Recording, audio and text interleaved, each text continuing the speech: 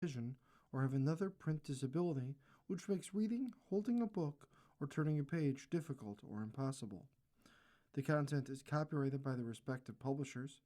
For more information, please visit us on the web at nfradioreading.org. Hello, this is Corrine, and for the next hour, I'll be reading from the July 7th, 2026 issue of the Wall Street Journal on the Niagara Frontier Radio Reading Service. Thank you for joining us today. The highlights under Business and Finance are: jet fuel prices are down 40% from their peak in April amid the Iran war, but analysts say airfares aren't likely to follow as long as travelers keep paying up. Davos founder Klaus Schwab is trying to make a comeback at the World Economic Forum after resigning as chair last year amid a probe into misconduct allegations. Microsoft said it would cut some 3,200 jobs from its Xbox video games division as the company restructures the struggling business. Samsung projected a 19-fold surge in second quarter operating profit, signaling that its record earnings streak is set to continue amid the AI boom and red-hot demand for chips. Large U.S. banks have been exploring an acquisition that could allow them to get around one of the laws they hate the most: the limits on fees they earn on debit card transactions. Shares of London-listed EasyJet soared nearly 10% after the budget carrier said it had agreed to a $19 billion takeover by Castle Lake. Toyota will spend $3.6 billion to bring production of its Tacoma pickup back to the U.S. from Mexico by 2030. Walmart is cutting prices on thousands of items to help customers with affordability after years of inflation. SK Hynix, a South Korean chip maker, kicked off the process for a U.S. listing that seeks to raise $28 billion in fresh capital. U.S. stocks rose with the Dow, S&P 500, and NASDAQ, gaining 0.3%, 0.7%, and 1.1% respectively. Comcast Sky has agreed to buy ITV's television business for up to about $2.14 billion, combining two of the UK's best-known media brands. SpaceX is expected to join the NASDAQ 100 on Tuesday, and investors holding some funds tied to the index will end up exposed. Now for the key articles under the worldwide section. Trump confirmed that he called FIFA's president and asked him to review U.S. striker Folarin Balogun's one-game World Cup suspension, a move that set off an uproar among soccer fans across the globe. Democratic Party leaders and close allies urged Graham Plattner to quit the Maine Senate race after a woman he had been romantically involved with alleged that he sexually assaulted her, an allegation he denied. Iran's Islamic Revolutionary Guard Corps fired missiles at two commercial ships near the Strait of Hormuz, according to a senior U.S. official. marking a major escalation that threatens to complicate negotiations to end the war. Prosecutors seeking the death penalty in the killing of conservative activist Charlie Kirk began laying out their evidence as they push for a murder trial. UN Secretary General Antonio Guterres called for lethal autonomous weapons to be banned. Russia's latest missile attack on Kyiv exposed a grim reality. Ukraine has virtually run out of Patriot interceptors that stop ballistic missiles. China's military said it test-launched a long-range ballistic missile from a nuclear submarine, a rare display of advanced capabilities that set off concerns from the U.S.'s regional allies. American allies are rushing to find workarounds for the weapons and forces the U.S. told other NATO members they could no longer rely on in a crisis. Netanyahu's bid to survive as Israel's prime minister is running up against support for a political newcomer, a former general who lost his son in the Gaza war. The picture on today's front page takes place in a war-torn area where a woman is cuddling her infant child. And that caption reads, "A woman held her daughter in the aftermath of a Russian ballistic missile strike Monday in Kyiv that killed at least 12 people." The article, Ukraine's missile shortage imperils Kyiv. Moscow's barrages against the capital exploit global lack of Patriot interceptors, by Anastasia Malenko and Alistair MacDonald. Kyiv, Ukraine. Russia's latest missile strike on the Ukrainian capital, which killed at least 12 people and wounded close to 50, has exposed a grim reality. Ukraine has virtually run out of Patriot interceptors that stop ballistic missiles. Ukraine was unable to intercept any of the 23 Russian ballistic missiles that crashed into Kyiv area early Monday. Russia's nearly unimpeded strikes are the consequence of a global dearth of interceptors for the U.S.-made Patriot anti-missile system, a shortage compounded by this year's U.S.-led war with Iran. Ukrainian President Volodymyr Zelensky is expected to ask Western countries to send more of their own scarce supply of interceptors when he attends the North Atlantic Treaty Organization Summit in Ankara this week. Zelensky called on the U.S. to give higher priority to Ukraine's urgent missile defense needs. Missiles for Patriots are a priority, and of course we understand that the political will of the United States would certainly be enough to make up for the Patriot shortage. But so far, there is not enough of that support, he said on Sunday evening, hours before Russia's latest barrage. Another headline, Belgium ends U.S. run for the World Cup. And there's a picture of a U.S. player with his hands on his head in horror. And that caption reads, "Too late." U.S. goalkeeper Matt Freese reacts as Belgium celebrates a goal at the World Cup soccer match in Seattle Monday. And there's another picture where Charles de Ketterle scored 2 goals in the first half in Belgium's 4-1 win over the U.S. in the round of 16.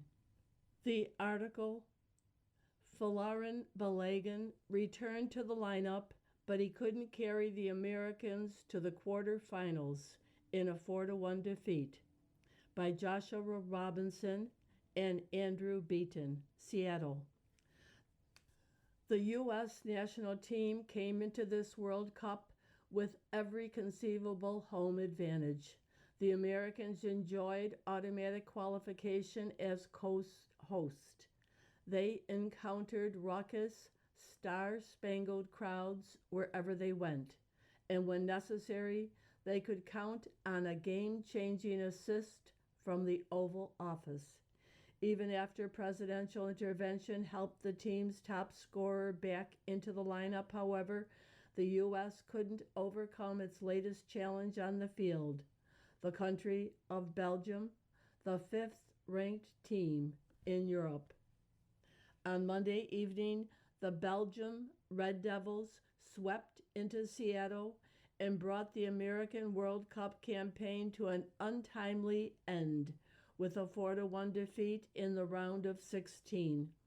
The U.S. had been playing to reach its first World Cup quarterfinal since 2002, but that detail was easily forgotten over the previous 24 hours as a stunning series of events placed the U.S. at the center of a global soccer firestorm. American striker Folarin Balogun had seen his suspension for an earlier red card lifted on Sunday after President Trump spoke with FIFA boss Gianni Infantino, prompting outrage and astonishment from a Belgium team that argued the U.S. was being given preferential treatment. FIFA, soccer's world governing body, denied a Belgium appeal on Monday morning, and by kickoff later that afternoon, Balogun was walking out of the tunnel alongside his teammates. U.S. supporters gave him the loudest reception of any player when he was introduced, while the Belgium fans booed. Some even waved red cards in the air. Unfortunately for the Americans, that was one of the rare occasions that Balogun electrified the crowd. He had no goals and just 3 shots. His greatest contribution was drawing the foul that led to Malik Tillman's free kick goal to make it 1-1 in the first half. That proved to be the last gasp for the American attack.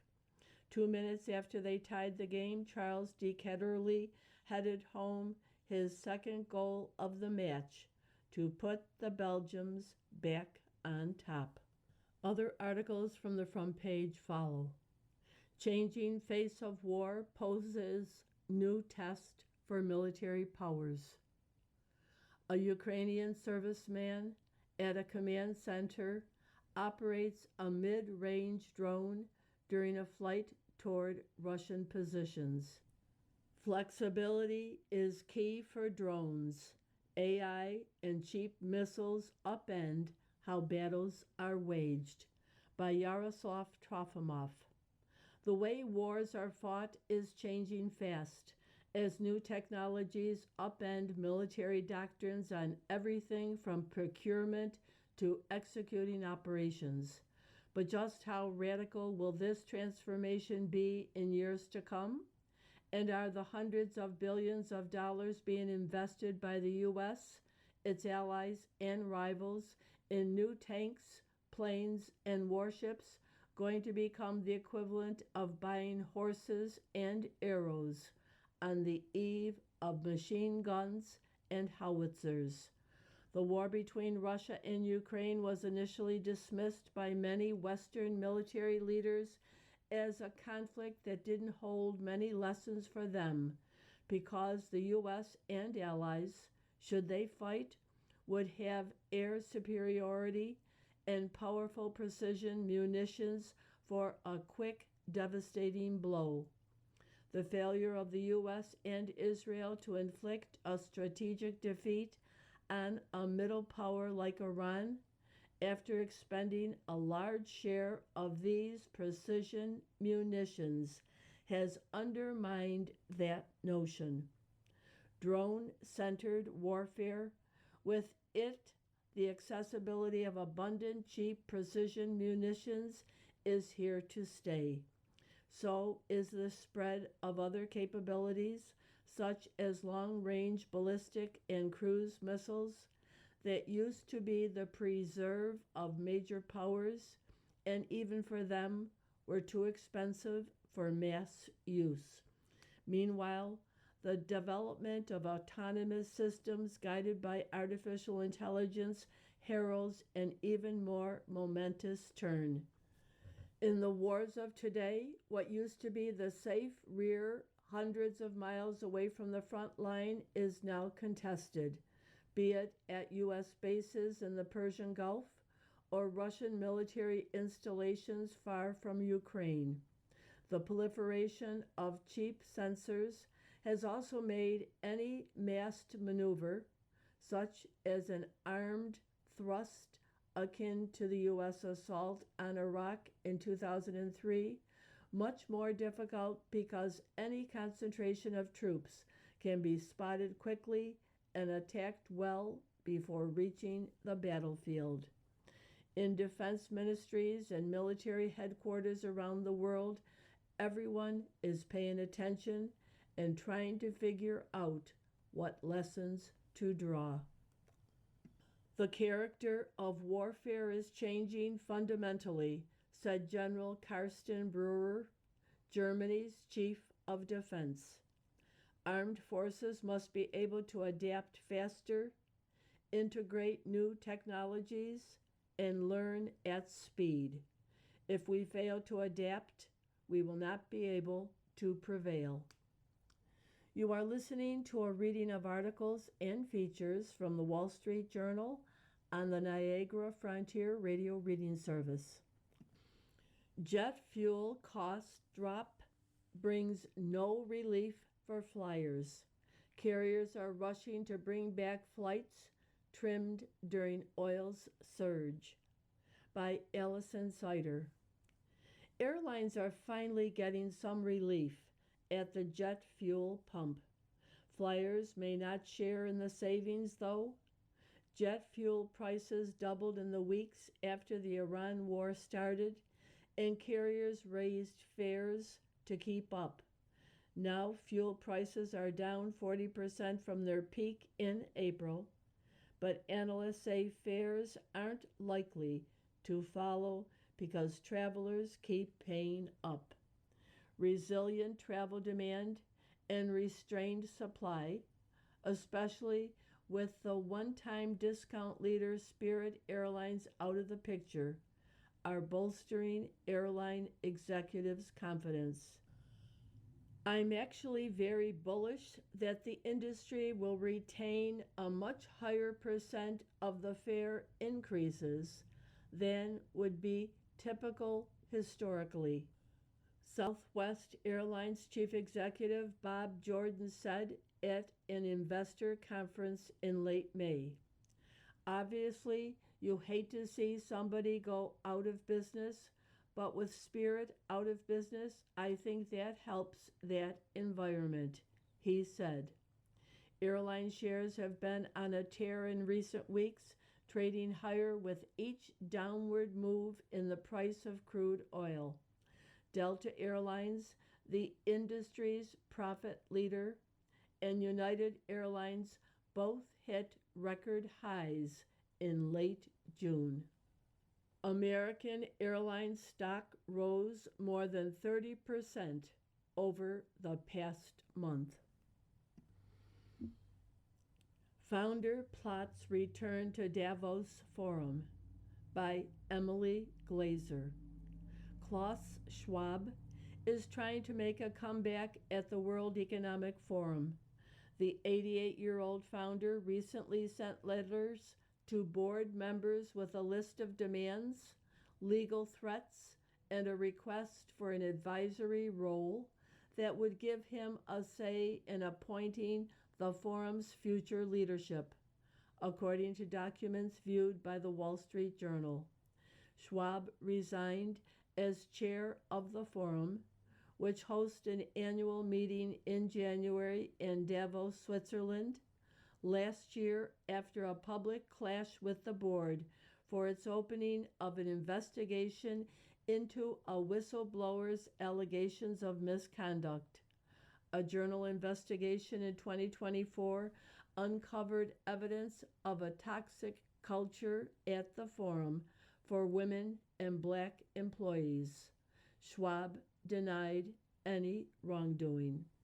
Schwab's justification is anchored in part on the forum last year saying it found no material wrongdoing in a public statement after the investigation into the complaints of unauthorized spending and inappropriate treatment of female staffers. Documents reviewed by the journal show that the August 2025 statement was at odds with findings that were privately shared with the board by lawyers conducting the probe. Those include instances of discrimination and bullying, misuse of corporate funds, and breaches of data integrity. Iran war has oil-rich Alaska in pain over $9 gas. Trump agenda poised to boost industry, but Alaskans face high prices at pump. By Benoit Morin, Dillingham, Alaska. John Stelling has just cranked the digits of his fuel pump to $9.10 at his gas station in this remote Alaskan community when he realized he had a problem. Could he push the meter to $10 if he had to? Not sure if it'll handle those, he said of double-digit fuel prices. In rural Alaska, the war with Iran has led to some of the highest fuel prices in the nation. Remote towns and villages aren't connected to the road system, so they pay hefty premiums to procure gasoline, heating oil, and diesel for cranking out electricity. Fuel typically arrives by barge in the summer when ice clears from waterways. The last barge to unload sets the price until the next delivery, months away. Many communities had no choice this year but to place their orders in the spring, just as the Iran war sent prices soaring. That means that even if the U.S. and Iran reach a peace deal and the Strait of Hormuz reopens permanently, rural Alaskans will be stuck with exorbitant energy prices long after they have come down for the rest of the country. The small scale of rural Alaska works against them. The distances work against them. Governor Mike Dunleavy said in an interview, it could end up being a tough fall and winter. Moving in, kids in 20s are living back home. By Rebecca Pisiato and Nicholas G. Miller. Samantha Stobo was fresh off a breakup and unable to afford her Manhattan two-bedroom alone. So the 29-year-old decided to move in with her mom in Miami until she could get back on her feet. She told herself it would only take a few months. Now, 33 years old, Stobo has no plans to move out. I thought it was going to be temporary, Stobo said, but it's been 3 years now and I love it. Living at home as a 20-something was once viewed as a failure to launch and even a source of embarrassment.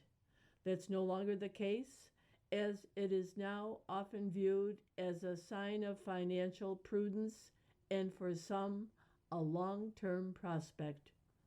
Chronically high living costs are helping reshape the milestone of early adulthood in America. The national median home price hovers around $400,000.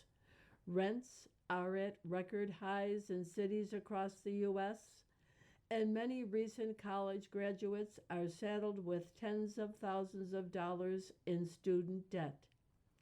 Even though some of these young adults pay their folks' rent, it tends to be well below the cost of living on their own. Iran turns funeral into message for world. Mourning Khomeini, Tehran threatens Trump and trolls Turkey, Saudi Arabia. By Salah El-Batati and Benoit Falcon. A crowd of mourners joined the funeral procession Monday for the body of Ali Khamenei, one of the biggest moments in a week of events that were part eulogy for the former supreme leader killed at the start of the Iran war and part of an elaborately managed exercise in political messaging to the country's allies and enemies. Iranian authorities say 11 million people took public transportation to attend the memorial that began on Saturday to honor Khomeini, who was killed with several relatives in the first wave of Israeli and U.S. airstrikes on Tehran more than 4 months ago. Participants belted a picture of President Trump with stones, while others held a banner that said, "We will kill Trump," in Farsi and English, according to footage circulated on Iranian state media. Iran's new leaders got the multi-day event off to an argumentative start. Foreign delegations were greeted with what appeared to be targeted verses from the Quran as they arrived Friday to pay homage to the slain leader, whose body lay in state at Tehran's Grand Masala. The Iran-backed Lebanese militia Hezbollah, which joined in the war by attacking Israel, was greeted with a verse framing military setbacks as part of a divine cycle in which God chooses martyrs and reveals the faithful. A delegation from the Palestinian militia Hamas received a verse praising believers who have remained true to the covenant they made with God. Iran's backing helped Hamas build up its forces before launching the deadly October 7, 2023 attack on Israel that set off 3 years of war. The delegation from Saudi Arabia, which hosts U.S. bases and hit Iranian targets during the war, got a different message. The Iranians picked a quote referring to the Battle of Badr, in which the Prophet Muhammad's followers defeated a much larger force through what was interpreted as divine intervention. There has already been a sign for you in the two armies that met, the verse said. One was fighting in the cause of Allah and the other of disbelievers. Tehran also scolded the Turkish delegation for Ankara's neutrality during the war. Believers who stay at home, their verse said, are not equal to those who strive in the cause of Allah. On Monday, Iranian television broadcast mourners walking alongside Khomeini's coffin and those of several slain relatives. The processions are meant to confer renewed legitimacy on Khomeini's worldview and show that a large constituency in Iran remains mobilized behind it, an Iran-focused fellow at the Center for International Policy said. Iran is signaling that it will not back down. IRGC fires missiles at ships in Strait, by Shelby Holliday and Rebecca Feng.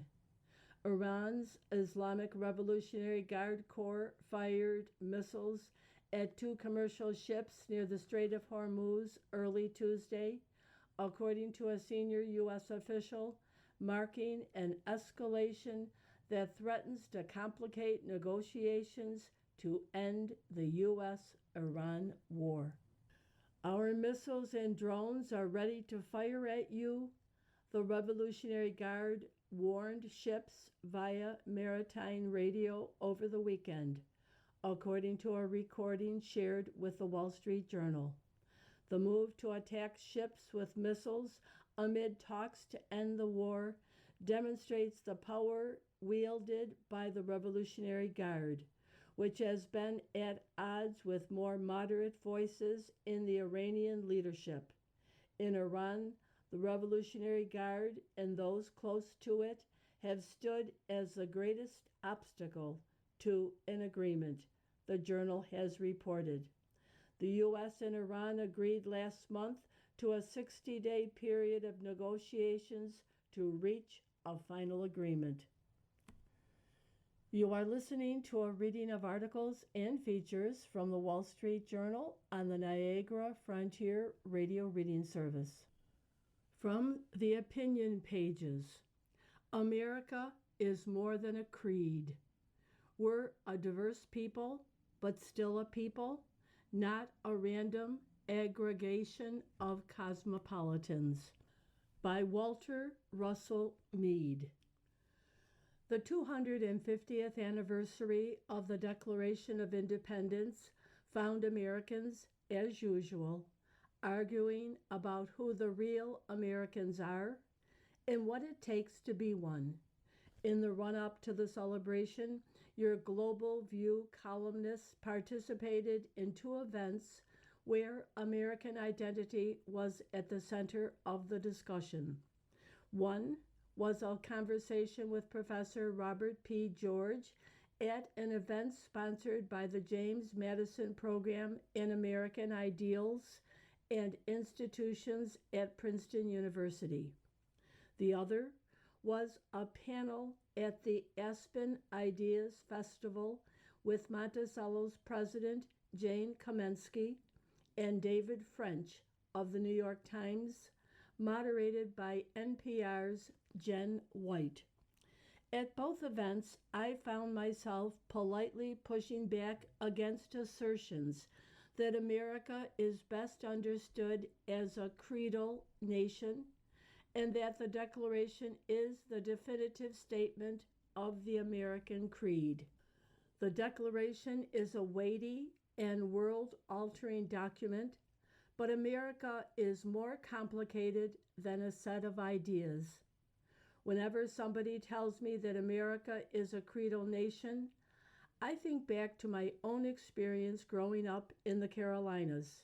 Not once in my childhood or adolescence did I ever think of my American identity or anybody else's as creedal, nor did I meet anybody who thought this way.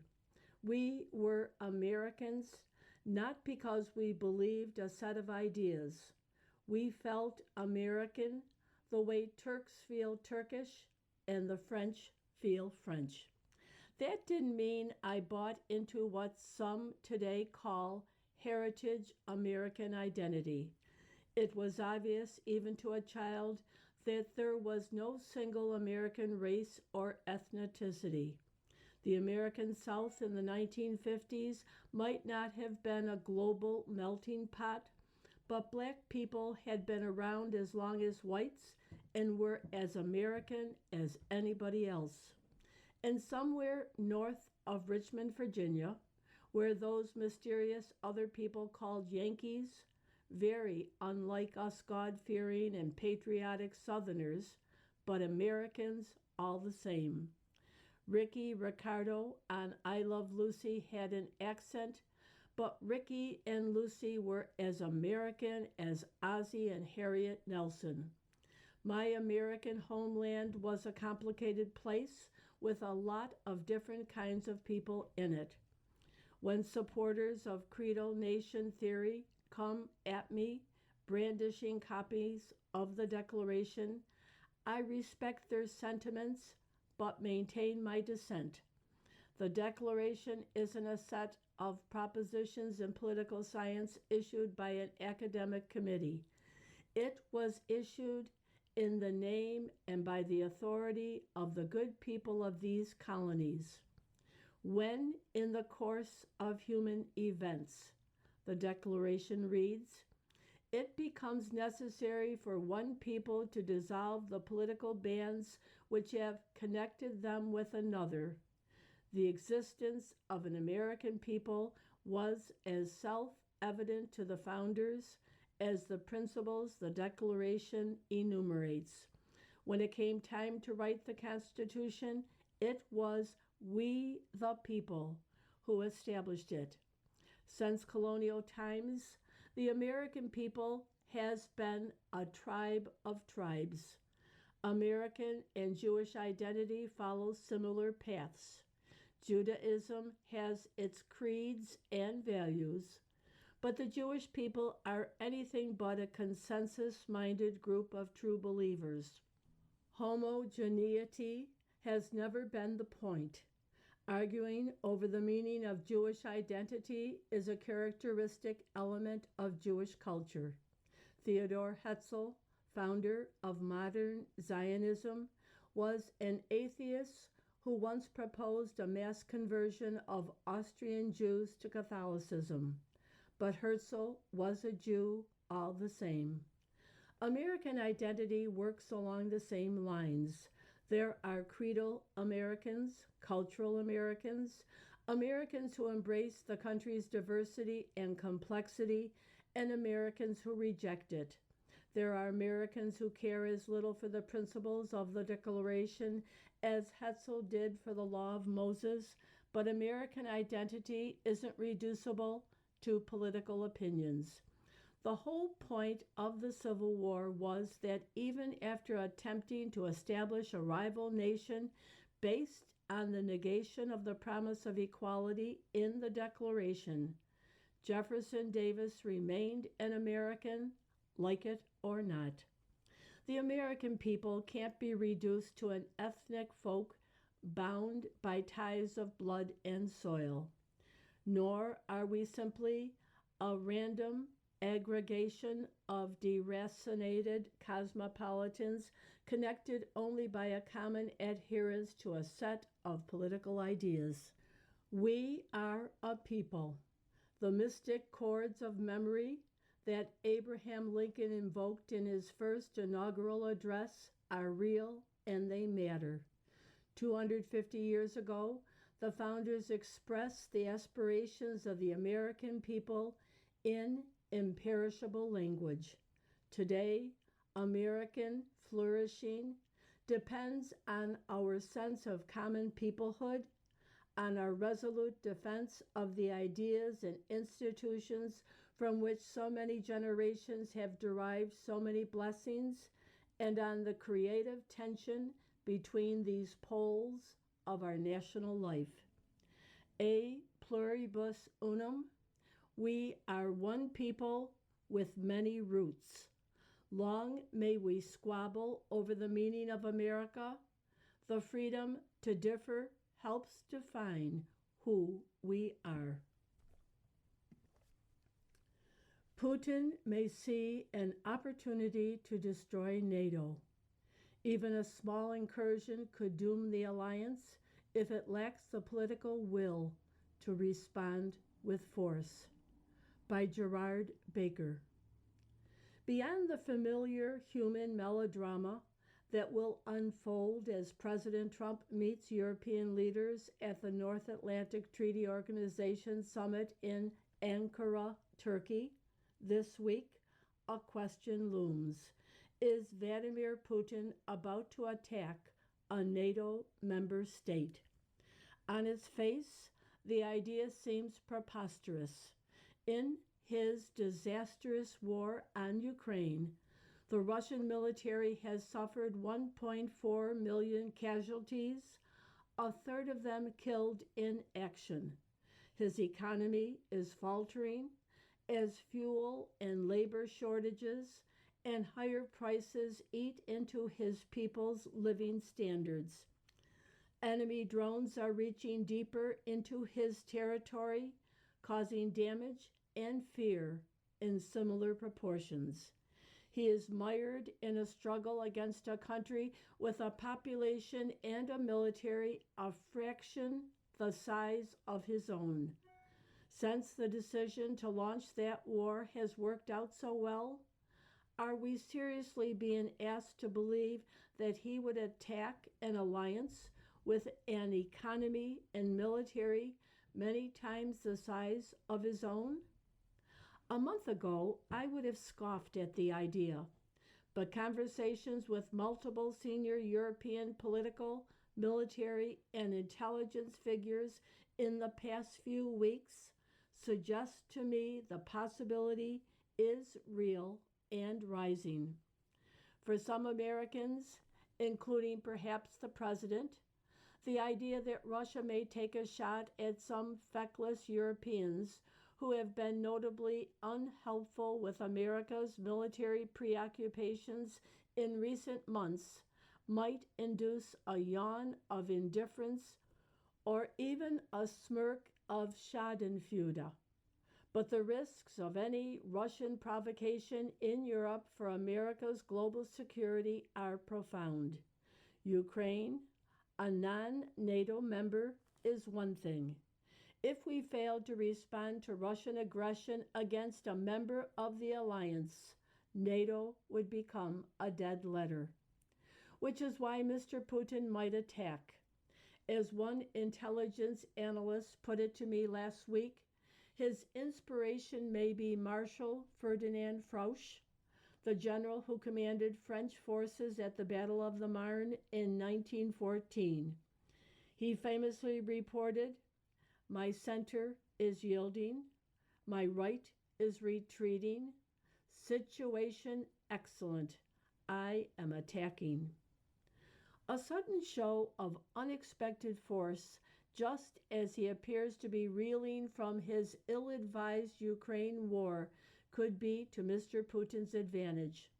Although Mr. Trump's verbal shock treatment has jolted European NATO members into finally doing more in their own defense, they are still nowhere near ready for a defensive war.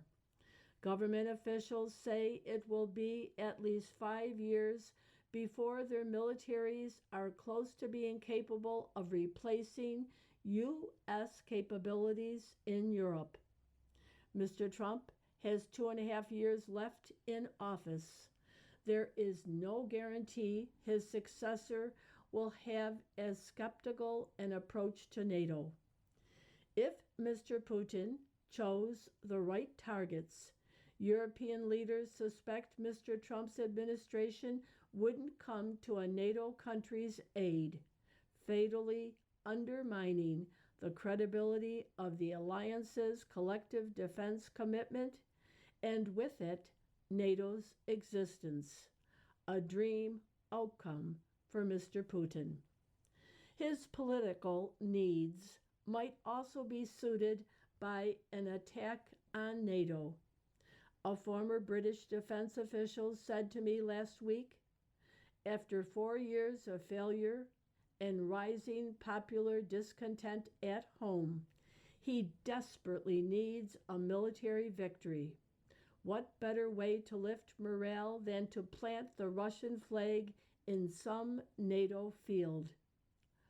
All this suggests we are now in a narrow window of opportunity for Russia to make a move. If Mr. Trump goes ahead with plans to cut European deployments, that window gets wider. Sure enough, intelligence reports point to rising risks of Russian action.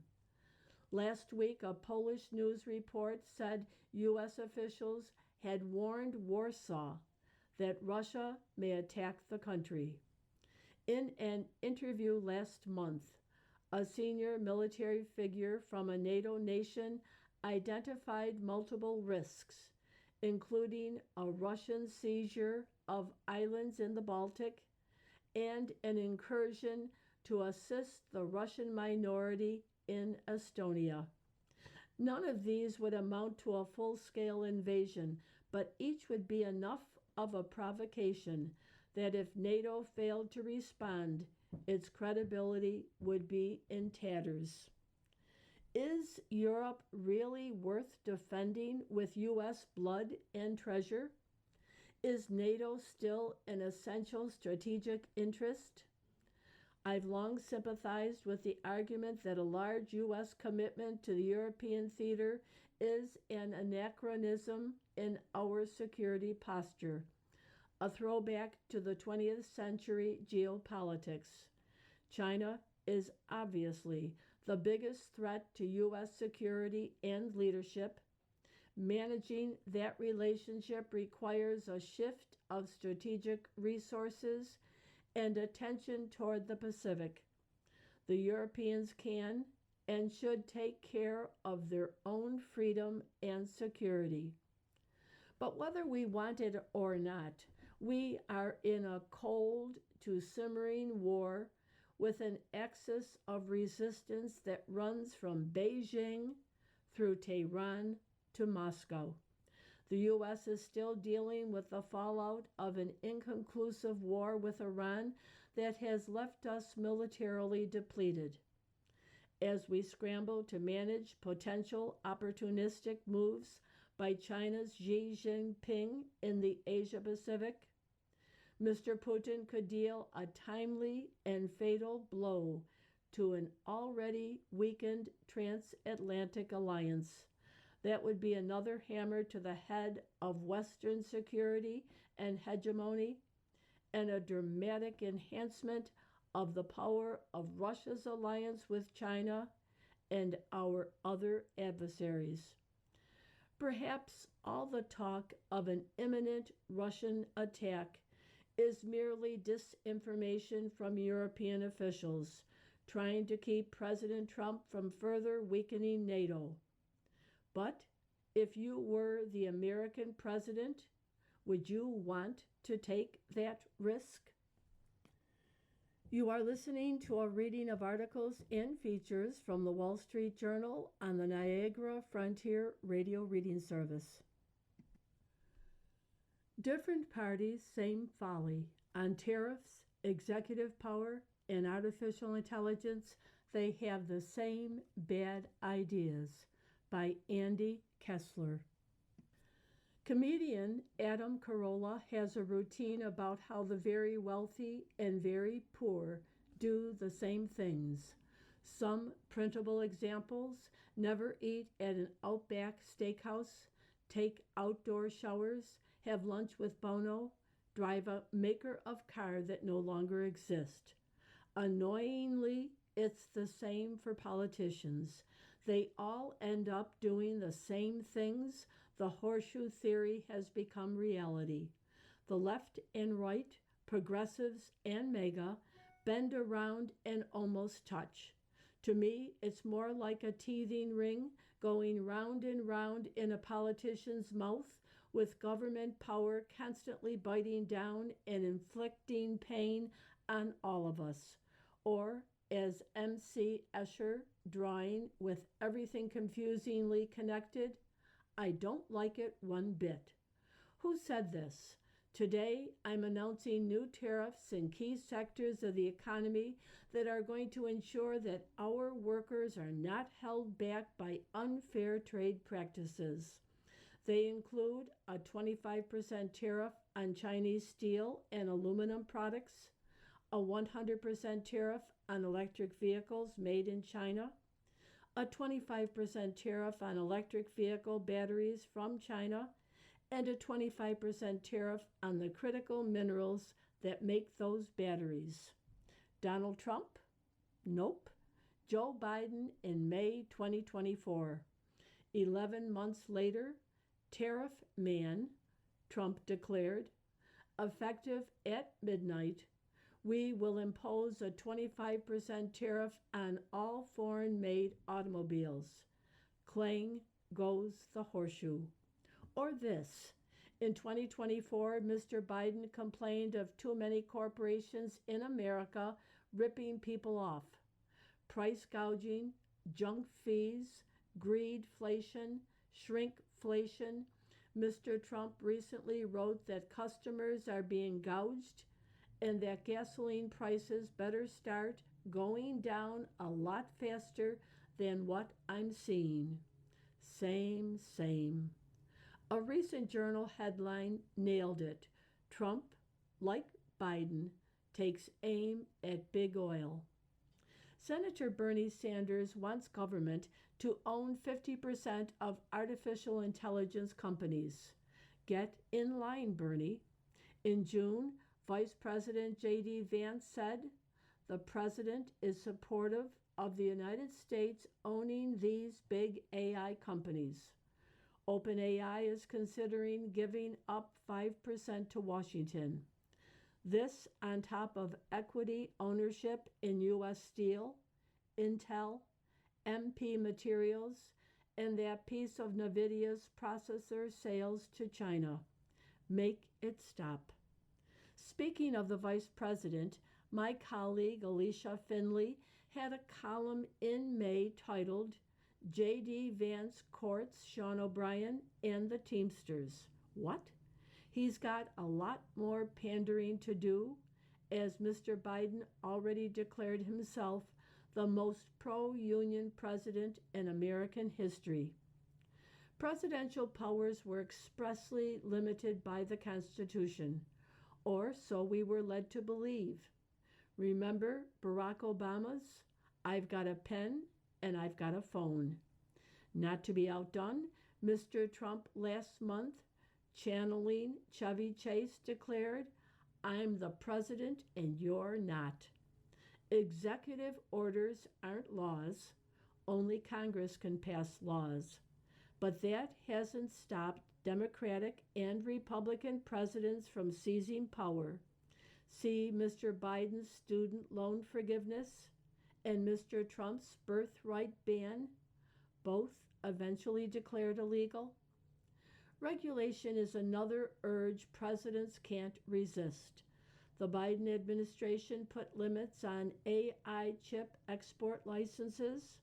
Mr. Trump continued the strict licensing requirement on high-end processors, but allowed exports of certain chips with a 25% tax. The Trump administration professes to be hands-off with AI, but Defense Secretary Pete Hegseth labeled Anthropic a supply chain risk, and the president is a yo-yo with on-again, off-again AI export controls. On Iran, Mr. Trump said Mr. Obama's Iran deal was one of the worst and dumbest agreements ever made by the U.S. Hard to argue. But on June 19th, Mr. Trump wrote his Iran deal will be far better. It doesn't seem much different. Yes, Democrats and Republicans have differences, often Venus and Mars-like, on taxes, free speech, oppression theories, and equity gobbledygook. But when it comes to family, they are often the same. They love their kids. Hunter Biden was paid $1 million a year by Ukraine's Burisma Holdings. He came with no discernible expertise beyond a father in a position of power. Now, a new mining deal for tungsten extraction in Kazakhstan reportedly may see both the Trump boys and Commerce Secretary Howard Lutnick's offspring positioned to extract their own benefits from the deal. Then add 10 held for H for the big guy. Hunter Biden admitted he is H and the big guy is Joe. In last week's revelation of the Trump family's $1.4 billion in crypto fees and gains in 2025, teething rings in action. It isn't only politicians. Left sympathizing Bill Maher of HBO fame recently said, "I want guns," Is he gunning for viewers on the right? A few more rich man, poor man lines? They're both outraged at the welfare system. They know the going rate for copper and live in houses made of recycled materials. I'd add both are always screaming on their phone in public. Here's what I would yell into my phone to politicians: stop pandering to the identical extremes as your opponents. Do you have any principles? The Pepper and Salt cartoon shows two businessmen looking at a bicycle, and one says, "Consider yourself fortunate. Some employees don't have a company vehicle at all." Letter to the editor, My Cab Driver and America. Karl Rove's op-ed, Heritage Americans, an Un-American Idea, reminded me why I always sit in the front seat and talk with cab drivers. Years ago in Washington, my driver was a Kenyan immigrant. I noticed he drove entirely with hand controls. When I asked why, he smiled and said, "I had polio as a child and can't use my legs. So when I bought a cab, I had to spend an extra $2,000 to have it adapted." There was no trace of self-pity, only gratitude for the opportunity to work in America. Mr. Rove's Nigerian cab driver and mine came from different countries but share the same conviction. When I asked what America meant to him, he said, "In America, if you work hard, you do well." From Patrick Henry, Torrance, California. You've been listening to a reading of articles and features from the July 7th, 2026 issue of the Wall Street Journal. We read from the Wall Street Journal every Monday through Thursday at 11 p.m. Your reader has been Corrine. Thank you for listening and have a wonderful day or evening. You're listening to the Niagara Frontier Radio Reading Service. Volunteer radio readers broadcast daily readings, 24 hours a day, of newspapers, magazines, books, and other printed matter to area people who are blind or have a print disability, who are provided reading radios. The Niagara Frontier Radio Reading Service has broadcast almost 40 years of radio readings to those without sight. Our broadcast signal is provided at no charge by WNED. Radio Reading Studios are at 1199 Harlem Road in Cheektowaga. For more information on the Niagara Frontier Radio Reading Service, call 716-821-5555.